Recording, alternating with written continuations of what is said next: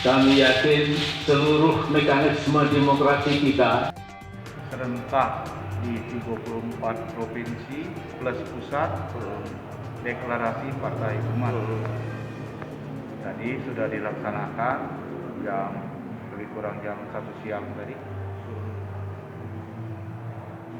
Pak Amin menyampaikan langsung. Sekalian tadi mengumumkan struktur pengurusan di tingkat pusat. Untuk di Sumsel sendiri gimana? Sumsel 17 kabupaten kota sudah terbentuk 16, tinggal satu yang belum, Oku Timur. Sebentar lagi akan kita keroyok bersama biar terbentuk 100% Sumsel. Sekarang kita lagi menggalang ke kecamatan-kecamatan. DPW Sumsel sudah terbentuk. Memang sekarang urusan sementara ini masih yang ramping dulu, biar mudah kita verifikasi faktual nanti di Kemenkumham dan KPU. Setelah itu kita akan rombak sesuai kebutuhan daerah masing-masing. Sekretariat kita sendiri di mana, Pak? Untuk sementara kita di jalan apa aja? Jalan radio dekat RRI situ. Itu sekretariat sementara.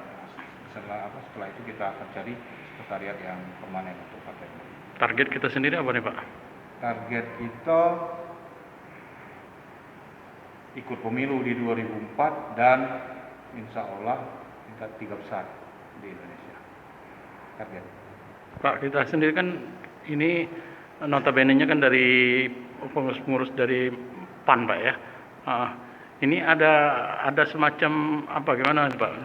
Memang kita aja atau memang kesadaran dari kawan-kawan itu, Pak? Sebenarnya Partai Umat itu tidak ada hubungannya dengan partai-partai lain termasuk Partai Amanat Nasional. Partai Umat berdiri sendiri.